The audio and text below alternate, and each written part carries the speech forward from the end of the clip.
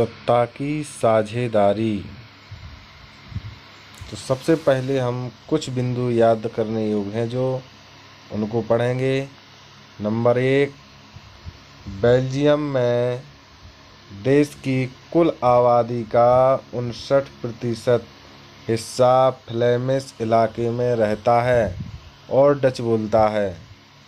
Number 2, 40% लोग वैलोनिया क्षेत्र में रहते हैं और फ्रेंच बोलते हैं।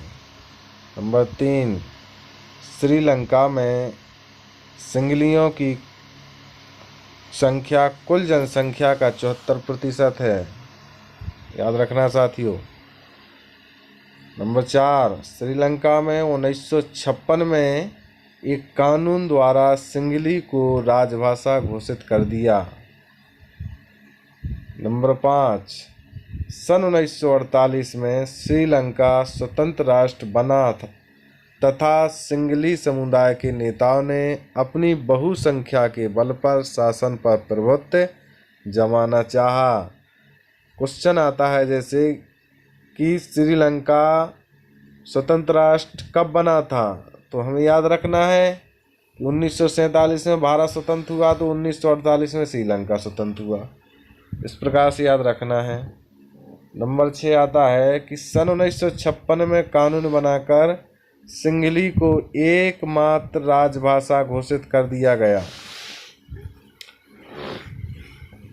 नंबर 7 आता है कि बेल्जियम ने समझदारी का परिचय दिया और अपने संविधान में संशोधन करके ऐसा प्रावधान किया कि किसी को बेगानेपन का एहसास ना हो। नंबर 8 आता है बेल्जियम मॉडल को आदर्श मानते हुए यूरोपीय देशों ने यूरोपीय संघ का मुख्यालय ब्रुसेल्स को बनाया। 9 नंबर पे आता है कि शासन के विभिन्न अंगों विधायिका, कार्यपालिका और न्यायपालिका के बीच सत्ता का बंटवारा क्षैतिज वितरण कहलाता है। प्रश्न नंबर 10, उच्चतर और निम्नतर स्तर की सरकारों के बीच सत्ता के बंटवारे को ऊर्ध्वाधर वितरण कहते हैं। इसके बाद आते हैं बहुविकल्पीय प्रश्न। बहुविकल्पीय प्रश्नों में हमारा पहला प्रश्न होगा कि श्रीलंका में आबादी का सबसे बड़ा हिस्सा किस प्रमुख सामाजिक समूह का है, तो इसका राइट आंसर होगा सिंगली। नंबर 2 आता है कि बेल्जियम की सीमाएं किन देशों से लगती हैं, तो पहला आएगा Norway, Finland, Sweden, Austria. Number 2 France, Netherlands, Germany, Luxembourg. Number 3 पुर्तगाल, Spain, Romania, Sweden. Number 4 Italy, Poland, Latvia, Bosnia. तो इसका सही आंसर क्या होगा? इसका सही आंसर होगा number 2 France, Netherlands, Germany, Luxembourg. प्रश्न नंबर 3 होगा कि 1970 से 1993 के बीच बेल्जियम के संविधान में कितनी बार संशोधन किए गए? नंबर 1 7 बार, नंबर 2 3 बार, नंबर 3 5 बार, नंबर 4 बार। इसका सही आंसर क्या होगा? इसका सही आंसर होगा कि 4 बार संशोधन किए गए। प्रश्न नंबर 4, बेल्जियम की जनसंख्या कितनी है? बेल्जियम की जनसंख्या कितनी है? लगभग 2 करोड़, लगभग 1 करोड़, लगभग 4 करोड़ और लास्ट में आता है लगभग 3 करोड़। तो इसका सही आंसर क्या होगा? इसका सही आंसर होगा कि नंबर 2 लगभग 1 करोड़।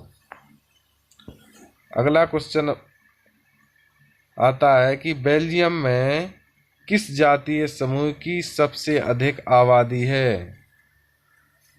फ्लेमिश, जर्मन, फ्रेंच, ईसाई। तो इसका सही आंसर होगा कि फ्लेमिश है।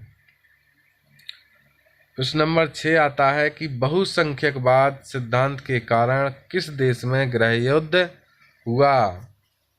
France, Sri Lanka, Germany, Flemish. तो इसका सही आंसर बताइए जल्दी। इसका सही आंसर होगा श्रीलंका।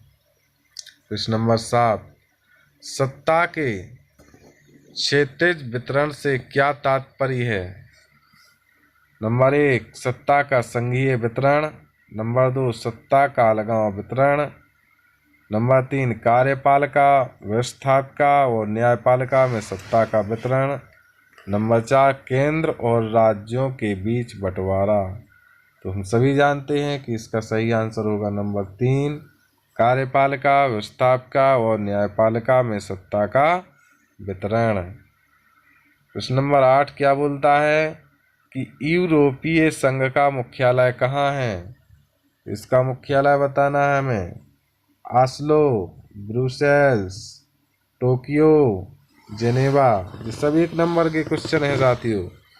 तो इसका सही आंसर होगा हमारा नंबर 2, ब्रुसेल्स। क्या होगा? ब्रुसेल्स। प्रश्न नंबर 9 क्या बोल रहा है? कौन सा जातीय समूह ब्रुसेल्स में बहुसंख्यक है? नंबर 1, फ्रांसीसी। नंबर 2, डच, फ्रांसीसी भाषी, डच भाषी, जर्मन भाषी और इंग्लिश भाषी। तो इसका सही आंसर होगा नंबर 1, फ्रांसीसी भाषी। प्रश्न नंबर 10 क्या बोलता है कि बेल्जियम में जर्मन भाषी लोग कितने प्रतिशत हैं? नंबर 1, 5%। नंबर 2, 7%। नंबर 3, 10%। नंबर 4, 1%। तो इसका सही आंसर होगा नंबर 4, 1%।